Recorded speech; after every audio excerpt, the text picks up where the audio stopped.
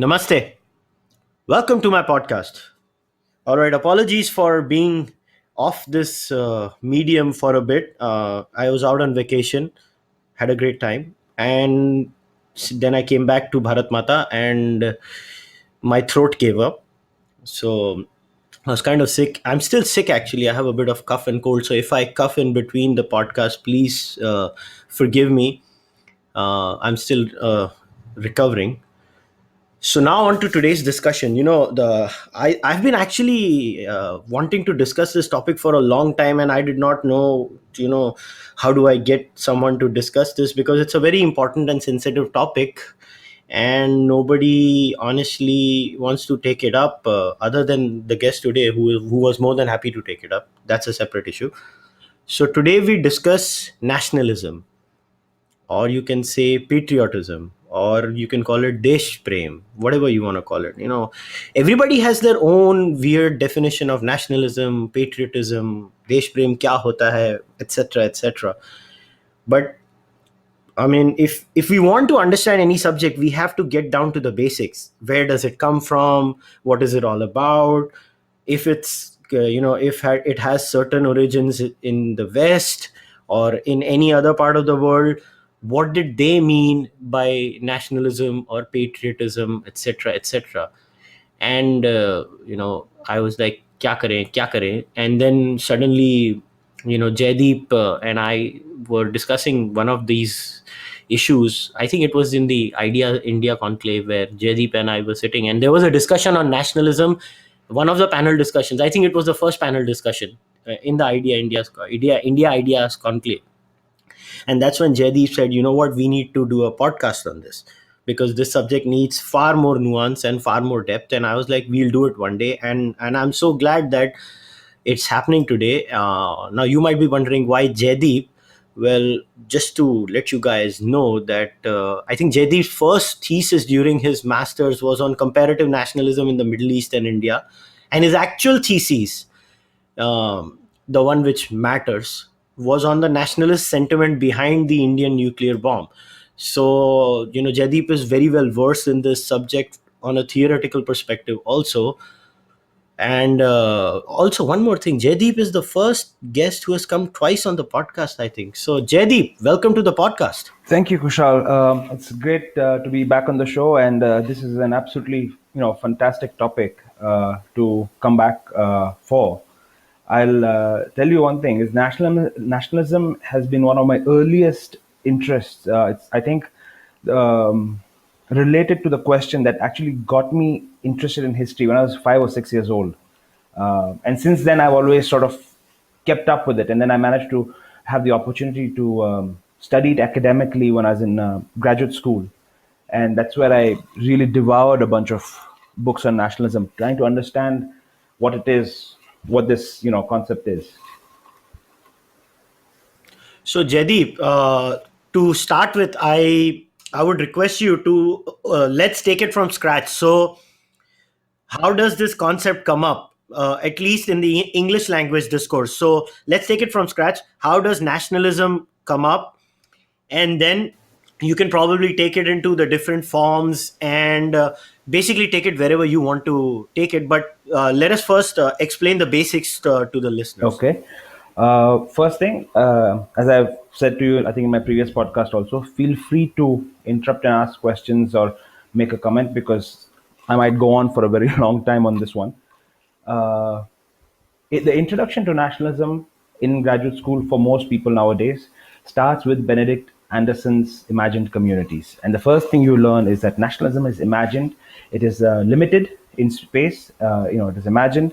Um, and it is a modern concept, is the crux of Benedict Anderson's argument. That book became super duper viral. I mean, I don't know how many editions that book has run into now, 15, 20. It's ridiculous. And one of the funny things I noticed when we discussed this book in graduate school was that everybody loved the theory Anderson had suggested, but everybody found exceptions for it in their own area of geographic area of expertise. So basically, somebody who studies Latin America will say, Anderson is fantastic, but in Latin America, it doesn't exactly work this way. And somebody who does India will say, hey, this is brilliant. But in South Asia, there's some issue I have with this. And same thing in North America and Europe and elsewhere.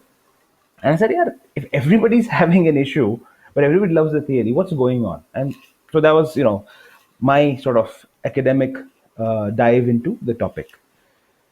Um, so the broad argument is, when people say the nationalism is imagined and is modern, what they're saying is that communities of people, they come together as and find something common, whether usually it is religion or language, sometimes geography, something that around which they can imagine people together. Anderson's argument was this was possible only in modernity because of the advent of communications, specifically newspapers in his field, in his study thing. He says because what happens is when a guy is sitting in Munich can read about something happening in Berlin and says, hey, this guy speaks the same language, he has the same religion, and he seems to have fairly similar political sort of leanings about France, about England, about Russia that I do. He's kin to me, not in the familial sense, but in the sort of national sense. And that is how we can imagine. Before that, basically, the guy sat in Munich. He had no clue what was happening in Stuttgart, let alone Kiel or Berlin or wherever else. And they couldn't imagine such a large community. What has happened is there are 5 or 6 main theorists in the field of nationalism who talk about identity based on religion, based on around language, based around geography, based around administration, even, for example. And everybody else who writes usually looks at case studies. And most of nationalism studies is about different case studies and to see which theory applies to which case study. And if these theories apply to many case studies, eventually, when you have enough case studies, you can say, hey, here's a good theory. Now, my problem with this whole idea is that I found nationalism to be older than modernity. And by modernity, the standard accepted date, is 1789, the French Revolution. Now, this is not a date, set in stone. It's not like something was different in 1788 and things changed overnight in 1789. It's just something convenient because the French Revolution happened. It's a major event. And the French Revolution in modern times was the first that sort of appealed, to the people and talked about, the republic in terms of, citizens and equality, as opposed to before it was like, you all serve the king. So it was, the ruler and the and his subjects or her subjects. And now you are in a community where everybody is equal in the French Revolution. And that is why the French Revolution was seen as the harbinger of modernity and nationalism. Now, my problem with this comes from my own studies in other areas, especially, Israel. And I have seen in my research evidence that nationalistic sentiments, if you want to call it that, some people will call it proto-nationalism or whatever, but similar sentiments existing way back in the day. I'm talking about 1000 BCE, which is a good almost 2000 years before the French Revolution. Because they say, okay, what are the symbols of nationalism? You'll have a flag, you'll have a language, you'll have geography, you'll have religion, as I said again. You might have a common currency if you're talking about a state, not just the nation. And you find all of this in the Jewish people. The Jews had their language. Early Jewish stuff was Aramaic, sure, but then they settled on Hebrew. You see that the Jews have the promised land, the Holy Land. So you have geography. What else did I say? Language, religion, geography. And you have a flag or like a logo or some sort of symbol behind which you can rally. You have the menorah. You have the Star of David. Very common Jewish symbols. So, what makes Israel not a nation in 1000 BC, or when Ezra, establishes the kingdom of Israel way back in the day? Why do we wait till the French Revolution? Historians will argue that that's because they didn't have a sense of nationhood. They were following a king, and that sort of commitment was personal. It was not this common sense of nationhood. And this is where the debate goes on and on and on. Now, there's another, we can discuss this more, with other questions you have. I don't want to speak for 3 hours non-stop on this. The Other issue, what you mentioned in your opening about nationalism and patriotism, I find that a very silly distinction to be made. If you want to look at it etymologically, fine. Patriotism comes out of patria. Patria means love of the fatherland, which seems a little state-based rather than nation-based. Now, there's a difference here, admittedly, but very small. Sparrows would starve on the difference here. The difference is with nation, we're talking about a cultural sort of bonding. It's not statist as much. Okay, there is that difference. Nation is more about culture. It talks about things like religion and language and these cultural issues, whereas patria is fatherland, and fatherland is basically state more than anything else. But in practice, however, I think they're basically the same thing. It's really very much like using a knife to kill someone and to using it to cut vegetables. You cannot distinguish the two. I know that a lot of people love to say, "Oh, I'm not a nationalist. I am a patriot." However, and I don't know what that means. It might, if you want, if you wish to see in it a degree of scale, so be it. I don't think there is any reason to do so, except that it's becoming convention among some people. There's no inherent reason in that, but that's another issue with the nationalism patriotism debate. Okay, I had a question about this to you. So when you said, a lot of people say, I'm not a nationalist, I'm a patriot, and it kind of bothers you. Do you think that when they say something like this, what they're trying to say in a very emotional way is, look, I like my country, I really do, I like my country a lot, but you know what? I'm not a fucking xenophobe. Is that what they're trying to say? Perhaps, but I think words are important, and I don't think one should molest the meanings of language just to suit your political leanings or whatever it is. Uh, yes, I think they make a very valid point that they want to bring out that they're not xenophobic, but being nationalistic doesn't mean xenophobic either. Nationalism again basically goes to something that binds, and patriotism is again about love of the fatherland. Um, the nation is more about relationships, because it's culture, relationships between the citizens, whereas patriotism, if you, again, this is reading too much into it. I'm not sure how many people think of it that way, but patriotism is a relation between the state and you directly, personally. It's not about links between each citizen nearly as much.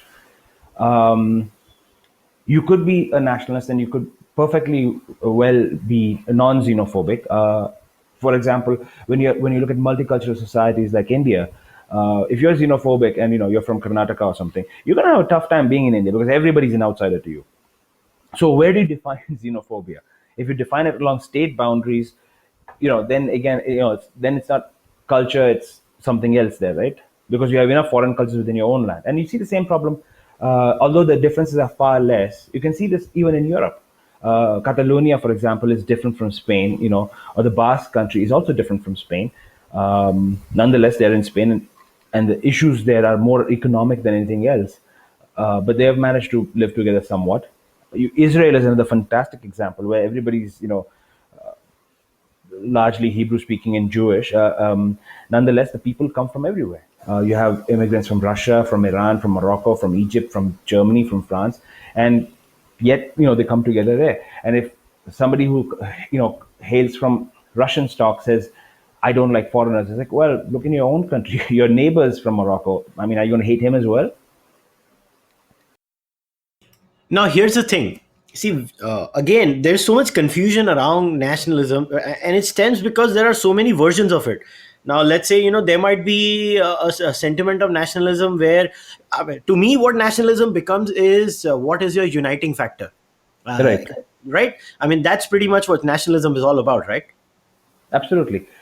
Ultimately, the difference between different countries and their nationalisms is what is it that cements the identity.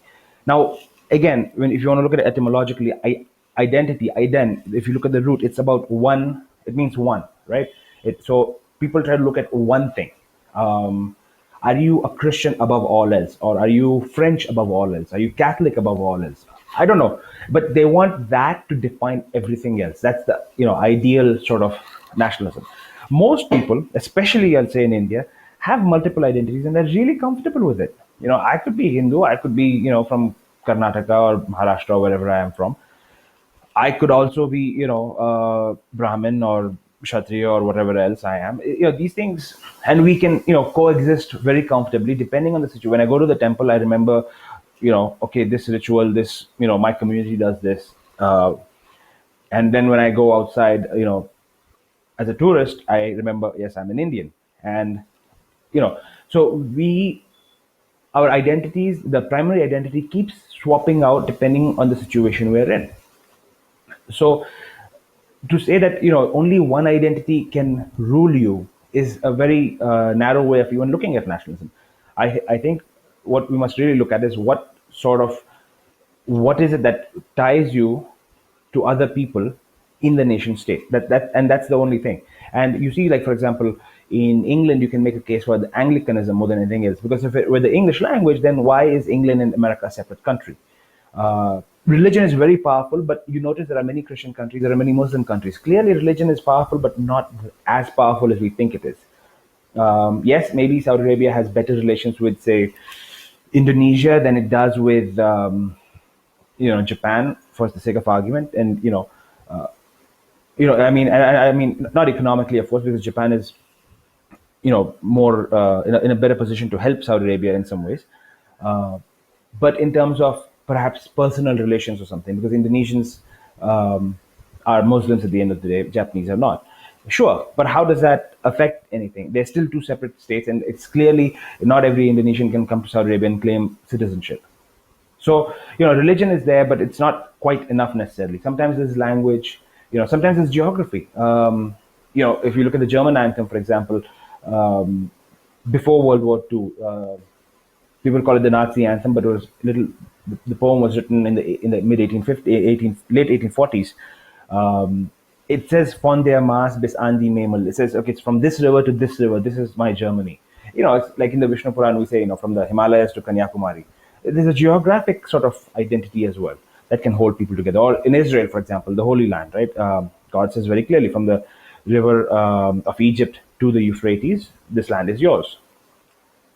So what binds can change from country to country, from group to group, and so then the real question comes is, why is, say, being Indian more important to you than being a Punjabi or being a Hindu? Why is that your primary identity when it comes to nation states? Now, this again, it's important in certain contexts. It doesn't really matter whether you're Indian or not when you're in a temple. You're a Hindu, you're a devotee, and that's all that matters to you, right? So that also swaps. But nonetheless, the question comes: what binds you to other people? Living in India, when I say I'm an Indian, I'm not saying that, oh, I'm bound to my fellow Indians because I'm Hindu and they're Hindu. No, there are many non-Hindu Indians, Jains, Buddhists, Sikhs, as well as Muslims and Christians. And there, my identity is something else in that context. Now, see, this is where the confusion stems from. Now, you have there is a lot to unpack in what you have mentioned. This is where nationalism becomes very confusing, because in the case of some European nations, I think it was language that they clinged on to, right?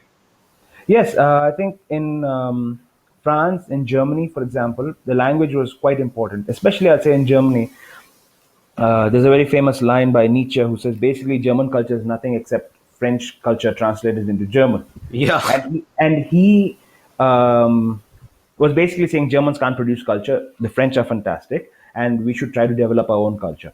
But the point comes is, again, he says, look, what he's saying is we're taking French culture and translating it into German, which means the language is what converts it to German. And he's making an argument for original culture of their own, which they should re revitalize from before they started copying Moliere and all these other people.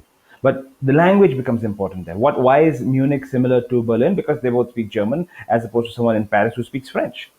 And language is important because it's not just a simple, oh, I'm gonna just decide language is important. Language is important because it helps you communicate. If I can communicate with you, it's easier for me to feel a kinship with you than with somebody I can't communicate with. right? I can write something in a newspaper or in a book, and I can get that idea across to you much more easily than somebody in France, for example. Yeah, but here's the thing. Now, language is again not good enough, right? Because I know I'm using an example, and people are going to rebut this by saying, "Oh, Islam does not consider anything, as a nation state and all that." I mean, we can fucking keep that aside because Muslims are human beings also, and they also feel an affinity to the land in some weird way. Otherwise, they would not have this system of so many different nations in the Muslim world. Now, they have similar language, the Arabs, right? They Hmm. all speak Arabic, but again, they cling on to their identity in a different way. It's more to do with their tribe, right? Yes. See, I mean, I think Islam is another, very interesting example in the sense. Even if you look at the golden age of Islam, and you're the caliphate, and you're this huge empire. Let's face it, the caliphate, even under the caliphate, you had a whole bunch of different little, kingdoms and fiefdoms doing their own little thing. It just so happens that the caliph had the biggest army, and he could come and yell at you if you did something which was really annoying to everybody else. Which is which is very similar to how empires used to run, because they didn't have the sort of ease of communication and transport that we do today. We can't, they can't deploy 100,000 soldiers 3,000 kilometers away overnight, like well, not overnight, in a week or something. Like perhaps we can if we have to today. So basically, the caliph used to have a set of lower nobles who would run their things, and some of these people were separate kingdoms. You see, Salahuddin, for example, at the height of Islamic power, perhaps attacking, not just having issues not just with the Christians in the Holy Land, but even other Muslim people in the Holy Land. There is a separation in the Middle East today, even between the Iranians, the Persians, and the Kurds and the Arabs and the Berbers, and these are different people. Today we have, as you said, you have Libya, you have Egypt, both North African nations, both Islamic by and large, but they see themselves as separate nations and not one nation. So because Egyptians have an Egyptian identity of their history of being ruled by the pharaohs and everything, the Libyans have their different identity. And so this is why nationalism is something that you can talk about for hours and hours, because it's very difficult to figure out what it is to be Indian or Egyptian or Israeli or French or German or whatever, because what binds one group of people is not only not the same for another group of people, but even in that group sometimes these things change. We talk about the idea of India, for example, and you have this one idea, the Nehruvian idea of what India is. The simple fact of the matter is that is one idea of India, sure, and there are a lot of people who didn't accept it. They were quiet back in the day. They've become more vocal in recent times, but there are other ideas of India. One of them is, as we are very much aware of, a very saffronist sort of India, which looks back to its, Hindu heritage and roots from way back in the day. This is how India started, so to speak. And so these things also sort of play in. And when you have so many different variables coming in, and these are very powerful variables, which is why we can talk for hours about nationalism without really going anywhere. All we can hope to do is understand the nuances better, so that we have a better understanding of what nationalism is. One of the things I was very happy about talking to you for this episode, that you're doing it now, is that recently I've read a couple of these pieces in the last couple of weeks talking about the end of nationalism. And it's not the first time somebody said this, but it really got to me, because I think they've really underestimated the power of the nation in this. They talk about globalization as a challenge to nationalism. The way um, there's always a fear that religion might trump your loyalty to your state. The same way globalization, the flows of money and everything, finance will challenge nationalism is another thing. I don't see that happening. Yes, you have businesses across different states, but those same businesses will not, defend your civil rights, will not give you a sense of identity. I don't think a Microsoft employee, for example, or a Daimler Benz employee will feel a loyalty to that company over his ties to his village or whatever else. Now, see, this is where things get so confusing, and I have to set it up for the listeners. Why it? This is my view again. This is not Jaideep's view. This is why I find the whole discussion around nationalism and patriotism in India very superficial. What we have done probably in the last 20 25 minutes or so is actually try to showcase to you how complicated nationalism is, how weird it is that, here are some examples where people cling on to an identity in the form of language, and in some cases they cling on to an identity in the form of a continuing civilizational past, although a new invading religion has come over and kind of taken over their identity, but they still want to distinguish themselves from the others on the basis of their past. So it's very complicated. Now you throw into this a country like India, which has got all of it. You've got geographical diversity in India, you have linguistic diversity in India, and you have culinary diversity in India. Most people don't actually give food that much importance. That I mean, I have traveled a bit around the world, and I have not seen a country like India where even within the state of Maharashtra there are so many cuisines. I'm sure the same is there in Karnataka and Tamil Nadu and probably all the northeastern states or Kashmir.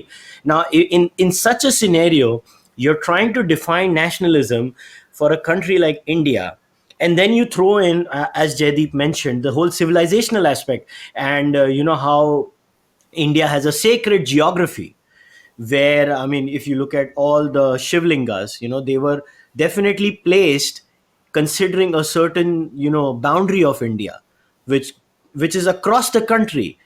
And in all of this, we are trying to define our identity.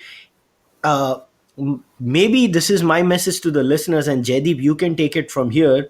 Is I think anybody who listens to the podcast also needs to think deeply. How can you define nationalism in a society as complex and diverse as India? Because, like Jaideep said, when I go into the temple, I'm compartmentalizing myself. That at that time in the temple, my brain does not say Bharat Mata ki Jai. My brain might as well be saying Us Murti ki Jai. And it's compartmentalization that makes you survive in a diverse society. What do you think about it, Jaideep? I think it's true. And see, talking about the common sort of what you mentioned about the debate over nationalism and patriotism, whatever you want to call it, in the Indian public sphere. The reason I get very frustrated by it is because this applies to not just this topic but every single topic. The loudest voices are usually the stupidest 5%, who basically look at the worst possible argument of the other side and they make that look like the mainstream, right? So basically, the left is going to say, "Oh, look at Hitler. Clearly nationalism sucks. I mean, what's wrong with you people?" And the same way on the right, somebody's going to look at some example of a degenerate who perhaps sold his own mother for something, because what does family mean after all, right? And say, look, this is what happens if you get too leftist and postmodern. Nothing is meaning, and everything collapses and fails. These are not the mainstream examples. These are extremes, and there's 95% of us are somewhere in the middle where we can have meaningful civil debate, discussion, everything. Nowadays people just want to speak because they want to argue, they want to win, and they're not really interested in trying to find out how they fit into this, or what there is to learn about this idea.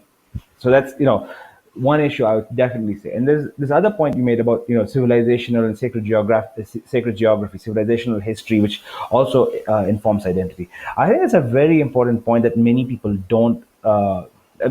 gloss over, because, for example, now, if we assume, for the sake of argument, that nation is imagined, and it is, okay, I'm not saying nation is something sacred and is, absolutely written in stone and, I don't know, 10,000, 20,000 years ago, whatever. It is imagined. The point is, not anything can be imagined. I cannot imagine a nation, a nationalism around the supporters of Bayern Munich, the football club in, from Munich, obviously.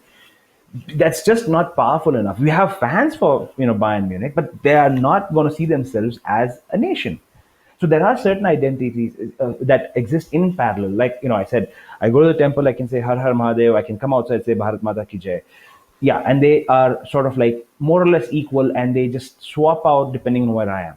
But nowhere are those identities nearly as I mean, sorry, nowhere will my love for Bayern Munich come anywhere near these identities. So there's also a hierarchy of likes and dislikes. Something else we have to understand, when we talk about the death of nationalism or something, is that there is an inherent need to belong, and this is very old, right? Human beings are not creatures who are meant to live on their own. Aristotle says very clearly, the man who lives on his own is either a god or a beast. And he says, since God is unlikely, he's a beast. We are by nature creatures of society. And that's where everything matters only in society, in context, in relation. Um, because if you live on your own, there's no dharma. I mean, you're just there. Dharma is about relational values. How do you create a system where a bunch of people can come together and live in and prosper, and how do they relate to each other? So the need to belong is one point I want to bring, and that was, I was connecting to your civilizational thing. And the one thing I had mentioned to you earlier was, we are usually tied up with nationalism in a very fixed way. Like, here's the geography, Saraswati is important to us, Ganga is important to us, and this is it. Or this is where everybody speaks French, and so this is going to be our country. And yeah, in theory, perhaps if you take all the French people out of here, maybe you could have a France somewhere else. But the hexagon is what's important for us right now. There are kinds of nationalism which we don't think about, and this is seen more in Africa than anywhere else. The nationalism was tied to the land that the cattle was grazing on at that moment, and as the cattle moved, from season to season to different pastures, that was their nation, that was their nationalism. So these tribes, these nations, they kept moving, which is mind-boggling. It's just phenomenal to imagine those sorts of fluid boundaries in today's rigid international statist structure. But knowing about it, I think it just is a healthy sort of input into the way we think about nationalism, and because it again highlights that all these things, as imagined as they are real. At the end of the day, some of those imaginations are real. It is absolutely true that there was an Achaemenid empire and a Sasanian empire, and an Iranian today will look proudly back on it, while an Egyptian will look back proudly upon the pharaohs. And those two, even though they're both Muslims, they will still have issues relating to each other. You know. You've actually gotten in a very interesting example of tribes, pastoral tribes in Africa, and how their sense of nationhood changes from their cattle movement. I think that could be called territorialism more than nationalism, in my view. As the territory changes, you kind of lock onto that, and that brings me to the larger point. If you look at it from a scientific point of view, now sedentary lifestyles that we have as a species, let us assume the Homo sapiens in its current form are, say, 300,000 years old, or give or take 100,000 years plus minus in scientific terms. Now, in that whole time frame, agriculture, which is the basic cause of us actually having a very sedentary lifestyle, is only 12,000 years old. Now we are talking about dealing with nationalism only from the point of view of a post-agricultural world, not a pre-agricultural world. That's why the point you made of the person's nationalism changed as per the cattle changing. But obviously we can't go back to that lifestyle, right? We can't go back there. I mean, I think we are in an irreversible phase, until and unless somebody nukes the shit out of us and we actually go back to those ages. That also is your subject, nuclear power. So, but it's very important to get the scientific aspect of it, because I mean, after agriculture you have larger number of people staying together. And what I see nationalism, patriotism, or even postmodernism, or every kind of ism that is after this, is basically ways and methods of dealing with how the hell do I stay with all these people around me. What do you think about it? I think you're absolutely right. That if it's not, see, it is not that people didn't belong in pre-agrarian societies. They did, of course they did. They had families, right? But the thing is, those circles of kinship were 50, 60 people, because it was difficult to relate to more people. Because when you're hunting, when you kill a large mammoth, um, it can only feed so many people. So if you have like 10,000 people following you, you're going to have to kill a lot more mammoths, and that's just difficult. But when agriculture came around, you could, take like a couple of acres of land, grow things, and you could feed a whole bunch of people. And so the numbers started increasing in, you know, in human settlements. Then the next step happens is somebody realizes, hey, listen, we are really good at growing rice, and that other guy over there, he's really good at growing dal. How about we trade, and then we can have rice and sambar, you know. Um, and so they decided we need to build roads, and somebody else said, hey, we don't have enough water here, we need to build wells and aqueducts and these sort of things. Now these projects are big, and they require people to come together and work. And it is, I am not going to just randomly come and help you, do something unless I feel that it is for the common good, unless I feel it's for my village, my people. It's much easier to do that way. And this is something that a lot of critics of nationalism overlook. That there are some very positive things that nationalism does. The sense of community that is created, the willingness to sacrifice yourself for your country. Uh, some people scoff at it because, anyway, let's not go down that hole right now. Some people scoff at it, but nonetheless, there is something to be said, for having that willingness to sacrifice, or the ultimate sacrifice, of course, but also in terms of working to improve the infrastructure or something. You know, the ability of people to come together for the pyramids, another fantastic example. And if you look at all the, a lot of things that don't survive to this day, but we have evidence of, is the agricultural miracles in Egypt, as well as Mesopotamia, the structures, you know all these things were possible only because people could come together. Now, if you had a tribe of 50, 60 people, you have family kinship, of course. That is, it's really old. It goes back to the beginning of our species, and even before, perhaps you see, sort of kinship even among animals. But to have it at a scale where you can do these huge national projects, like like interstates, for example, that requires a sort of you know community which cannot be created by the fans of Bayern Munich alone, for example, or your family. However large your family is, and I know some families get really large in India, but even they can't build interstate. That's just not enough. And this positive aspect is something that is always overlooked, because I don't know, being nuclear and cosmopolitan is somehow then it's fashionable today as opposed to being more rooted and traditional. I don't know. See, okay, I'll take my case as an example. Right now, uh, I have an Indian flag in my bedroom. Obviously, it's a big flag. I really like it. I keep it, nice and high in my bedroom. I'd be a liar if I say I did not have an American flag or a Canadian flag in my bedroom too. I do. They're smaller than the Indian flag. For before people get excited, they are there. I mean, I look at my own case. I think there are times I get confused. Like I do. I love India. I love my country. I will always say Bharat Mata ki jai, because in some way, yeah, I'm a Cārvāka. I know there is some divine aspect to it. But yeah, I don't mind saying Bharat Mata ki jai. I genuinely feel it when I say it. But does that mean I can't say, I like America and Canada too? I don't know. I'm not that kind of person. So, what becomes problematic in this whole discourse of nationalism is, like I said before, when that nationalism becomes exclusive and not inclusive. And when I say inclusive, I don't mean chutiapa. Sorry, pardon my language. Does not mean that you let anyone in and that person comes in and then he tokos you. I'm not saying that. Obviously, every entry into any club or into any country, into any kind of a group of people who let somebody in, has to be there with some non-negotiables.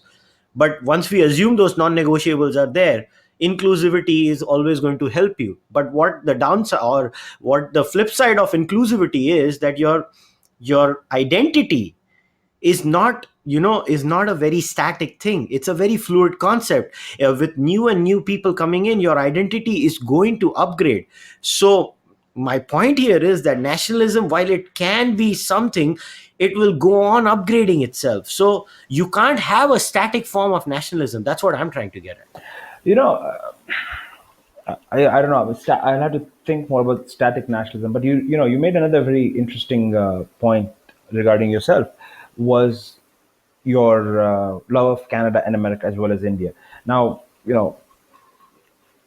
if I'm assuming, I don't know the exact numbers, but you spend a lot of time abroad as well, right?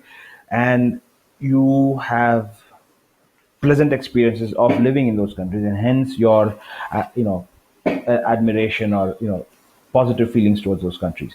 Now there is a field in nationalism studies academically called diaspora nationalism, where they, basic as the name says, we look at nationalism among people who have left their country, gone somewhere else. If you love your country, why do you leave, right? Because roti kapda, makan ka sawal hota hai. So there is something that impels us at a very basic level to leave India, wherever else you belong, and seek better opportunities abroad. Now, people who have left for economic reasons will easily, have more reason to look back fondly upon India, even if they get, American or Canadian or Australian citizenship, for example. They'll still have a positive, warm feeling about India. Now they're American citizens or whatever, and yet they still have that sort of positive view about India. They want to teach their kids about Indian culture. They want to make sure that they speak their language at home if possible. You see all this.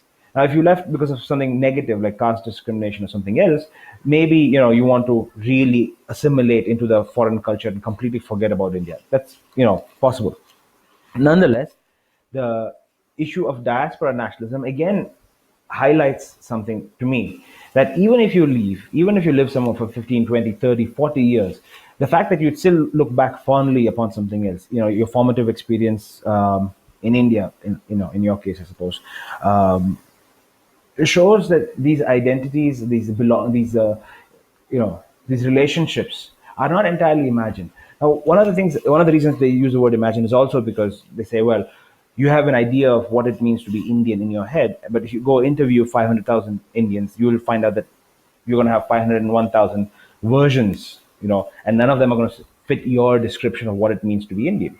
So it's, but we are, when people say that, we are asking for a level of empiricism that is simply not possible.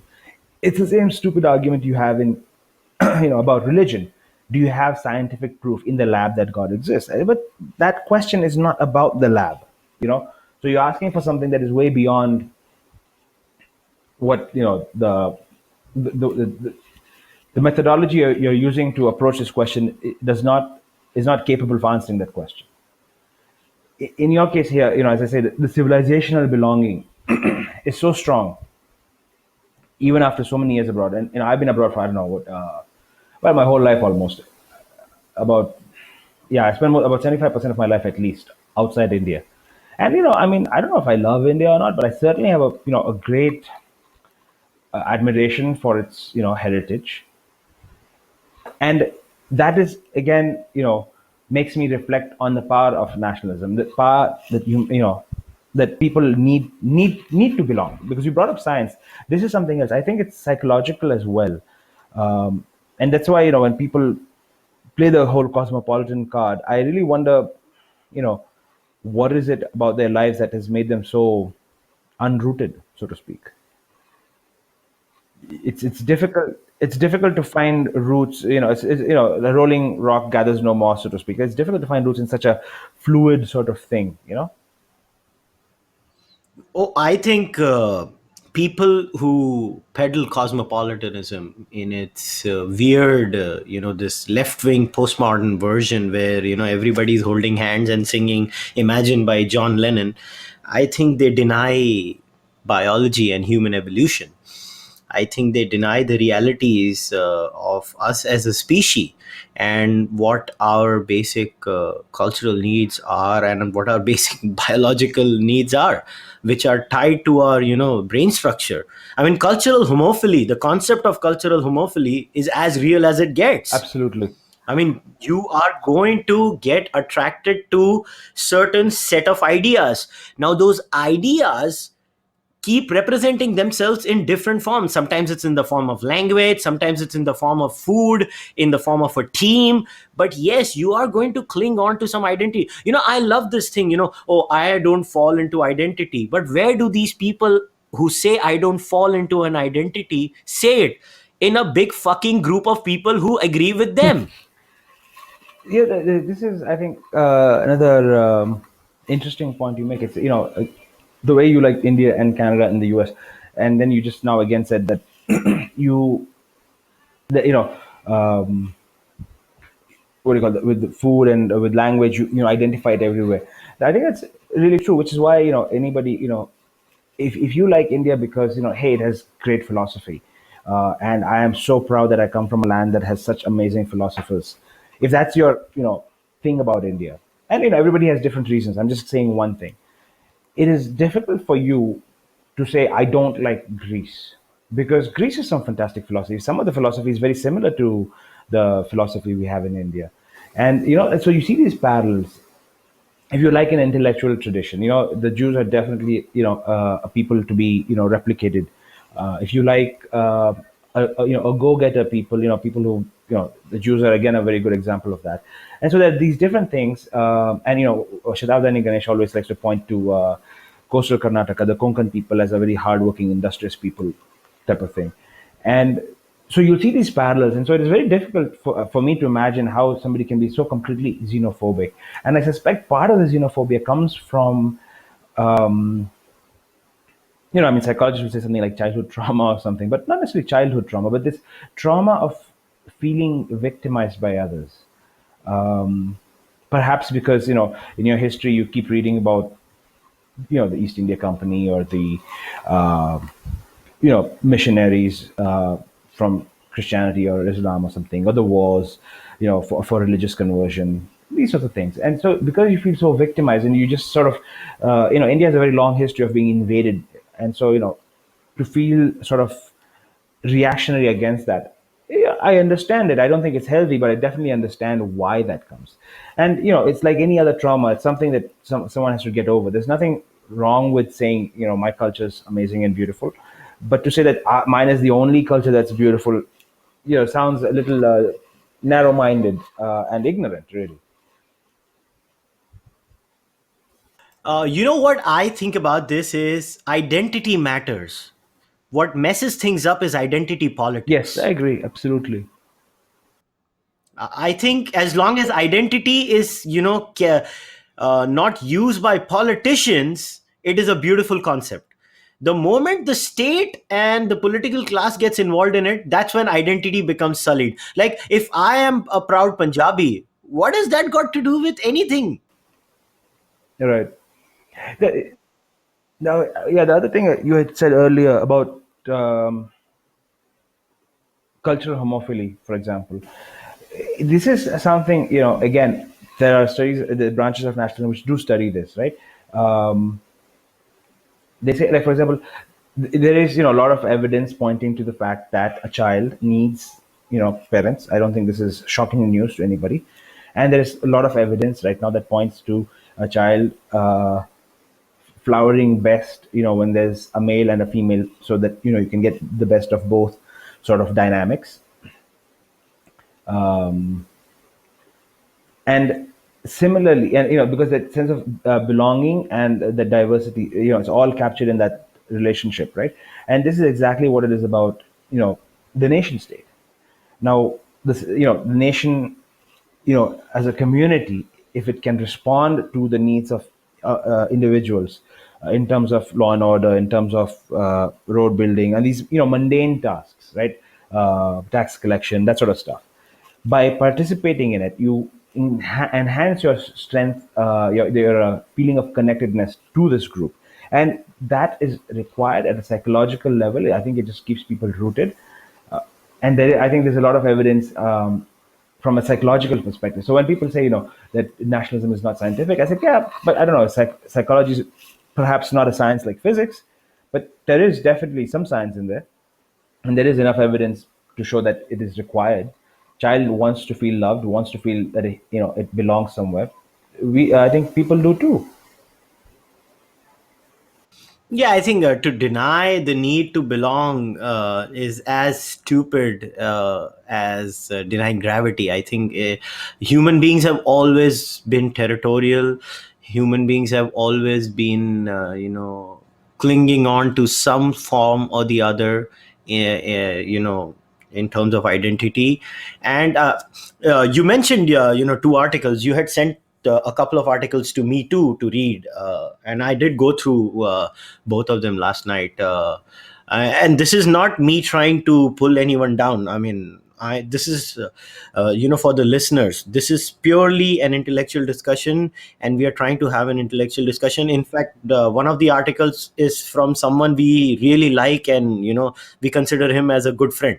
So anybody who listens to this podcast and starts saying, "Dekho, isne kya bola?" No, no, no, no. We're just trying to have a very open discussion about this concept. And if you have heard both Jaideep and I for the last 51 minutes or so, or 50 minutes or so, you will have realized how confused both of us are ourselves. So I just wanted to bring out a point that you sent me this article by Rana Das Gupta, right? And in the last two paragraphs, when he goes to I'm just going to read that a bit of it. I mean, he says contemporary technological systems offer models for rethinking citizenship so it can be delinked from territory and its advantages can be more fairly distributed. The rights and opportunities accruing to Western citizenship could be claimed far away, for instance, without having to travel to the West to do so. We could participate in political processes far away that nonetheless affect us. If democracy is supposed to give voters some control over their own conditions, for instance, should a US election not involve most people on earth, what would American political discourse look like if it had to satisfy voters in Iraq or Afghanistan? ये क्या था? To explain that politely, I'll say it's hogwash. Because, see, I mean, I have a problem with these, futuristic sort of societies these people imagine, because, they're not based on any evidence ultimately, right? They're only based on perhaps wishful thinking or, flights of fantasy. Because, if, for example, uh, Indians, let's say, Indians who have lived in America for 10, 15 years, and they come back to India and they can still vote electronically in American elections. The real question is, have people forgotten why we vote? Because ultimately, I vote because I want to make sure that the lights are on and the water keeps coming when I turn the taps on, and I want to ensure that my car's not stolen when the sun goes down. And these are the very concrete things that need to be resolved.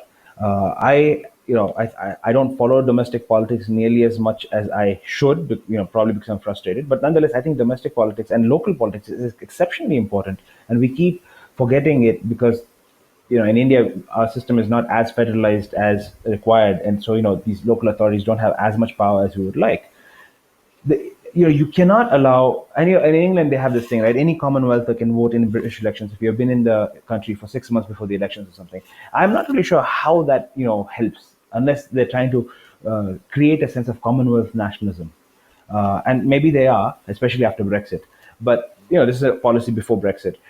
Regardless, the point comes is, as a Commonwealth who's lived in England for 6 months, on what basis can I vote in the British elections and speak to the needs of people who live there on a day-to-day basis for their whole lives?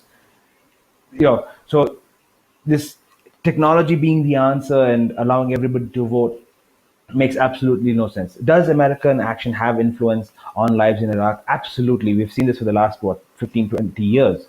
It absolutely does. That is the nature of an interconnected world. But it is nonsense to imagine that this sort of relationship didn't exist back in the day. What happened in Egypt affected Rome, and what happened in Rome affected Egypt. The Romans, went conquered Egypt, and the Egyptians turned the grain supply to Rome off. The Romans would come back again with their legions and say, "How dare you switch off our food?" So these actions do have influence, and Romans traded with India, and they have these networks. And if the Indians suddenly said, "Hey, you know what? I'm going to charge you 3 silver pieces instead of 1 silver piece for price of pepper," it is going to affect Roman cuisine way out there. The interconnectedness is not some modern invention, or an invention that's going to happen with the improvement of technology. It has been part of human life since people have lived in different communities nearby, and they've traded and communicated. And the only thing is the pace has increased and improved. I don't the Brexit, for example, look, this is another thing. The people were not Many of the people who wanted Brexit wanted those Polish mechanics and burger what do you call flippers to leave It was not about, oh, we don't want brown people in our country. Although some of them probably did feel that way. Many of them were just sick and tired of other white Christian people in their country because they didn't feel they belonged. You know, because they said, why are these coming here? And imagine those people had the vote. I think it would create a lot more problems.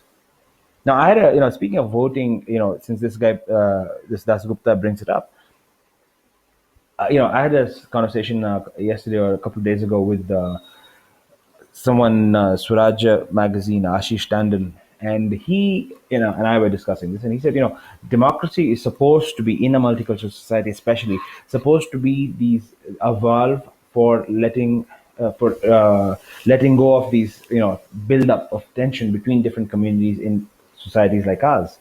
So you have nationalism. You can focus on being Indian rather than being Kannada or Tamil or whatever you are, because you can vote and then your needs will be adequately met. And that rather than nobody's there to represent your needs, and so then we start fighting with each other. You know, so to say that democracy is somehow against nationalism, I don't think it is. I think in fact it should ideally enhance nationalism because communities can live better together through such mechanisms. I honestly don't have an answer to why democracy exists. I think democracy exists because human beings keep on updating systems, and they keep on coming with new ways of dealing with how to live with each other. And right now, we are in the last 200 years, we are in this phase where we are experimenting with democracy. Anybody who thinks that this is going to be the only phase and we are going to be in this phase forever, I think is denying the capacity of humans to innovate and come up with better ways of living. As of now, we are kind of stuck with democracy, and I surely think there could be a better option in the future. I don't know what that option would be if somebody is going to ask me, but yeah, we can have better ways of thinking. We've virtually reached the 1 hour mark, so we'll have to wrap things up now. Before wrapping things up, I had one last question, or a message, or whatever you want to call it.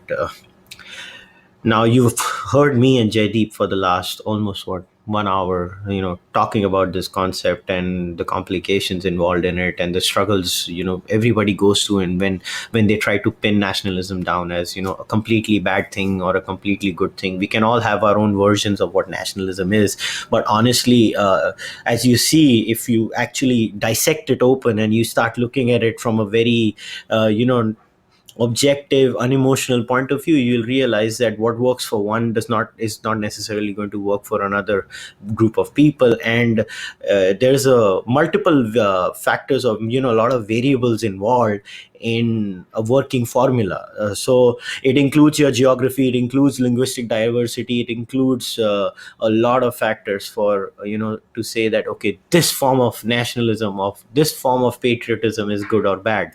So to pass judgment on anything is very hard. But can there be, now this is my question to you, Jaideep, and then we can wrap it up. Can there be a unique dharmic or Indic nationalism? Um, I don't think so because for the simple reason that we see that Christianity and Islam is not capable of having a nation state that way, right? The same way, I think there's nothing wrong with imagining a dharmic nationalism, and I think if more and more people sign on to it, that's also fine. But I don't. But what might happen is, in my opinion, you at best what will happen is you might have like 8 or 10 or 15 different countries that are dharmic, especially in Southeast Asia and South Asia, but there's still 8 or 10 different countries and not one country. Because what's going to happen is, as I said, with Egypt and Iran, for example, they are Islamic, but they are going to look at their past and their history and say, hey, this is what's going to make me different from that Egyptian, even though today he's Muslim. Or Egyptians and, say, Syrians, for example. We're both Muslim, we are both speaking Arabic, but my past is dictated by the pharaohs, and his past is dictated by those Hittites and Amorites and all these other weird people. Is the way they will look, and that is you could so the Dharmic nationalism, sure, it's just another form of belonging and bonding, but is that going to be one country? I don't think so. And but since you're wrapping up, I will say I'd like to end with this very powerful insight from the Mahabharata. Vidura, I think he says, those prone to get drunk get drunk on knowledge, wealth, and good birth, but the same are the triumphs of the strict. And this is exactly how I feel about nationalism. I think there's enough good to come out of nationalism. But if you really want to misuse it, there's really nothing that's going to stop you. It's really about your character and where do you take it. I think that is the best way we can end the podcast. So, if you're listening to this and you come out of it a confused Atma, I think my job is done. So, Jaideep, once again, thanks a lot for doing this. I really had a great time discussing this topic. This was long overdue, so we have finally done it. Yes, thank you, Kushal. And I mean, as you said, I think we're all sort of confused. We can only hope to be better informed and confused rather than less informed. And honestly, we could have this podcast run for a whole series because there's a list of books on nationalism on my blog, and I think there are about 100 books or something, and that's just part of what I've read. And the case studies, they get complicated, they get interesting, they get nuanced, and this is, we can go on forever and ever. This today I was only hoping to just put a very brief summary of what's out there, to you guys. Okay, that's interesting. So what we can do is we can actually leave the link of your blog on the books of nationalism in the description of the podcast. How about this? I'm going to leave two, three more links which Jaideep had sent me. One was the article by Rana Dasgupta, who jiska maine art paragraph padha tha. Another is the article by Anand Ranganathan on News Laundry. I'll leave that too. And the third is this discussion Jaideep had sent me, which happened on the Wire. What was that, Jaideep? Rahul Sagar, right? So we'll leave. Yeah, I think he's a professor in Abu Dhabi, right? Dubai or Abu Dhabi or something, yes. And he had a discussion, I think on 31st of December last year, about nationalism and specifically Indian nationalism, which might be of interest to many people. And he has actually something we didn't touch on actually at all today. Was what was the problem with Indian, uh, Hindutva specifically, or Hindu nationalism? And he talks about, I mean, listen to the thing. I'm going to summarize in one sentence here. Basically, he talks about people who are modernists and people who are traditionalists. Modernists meaning people like Cārvāka who want to get rid of caste and that sort of stuff. There's one message, and then you have more traditional people who want to look back to the glory days of when the Kurukshetra happened, with nuclear war and all that mumbo jumbo.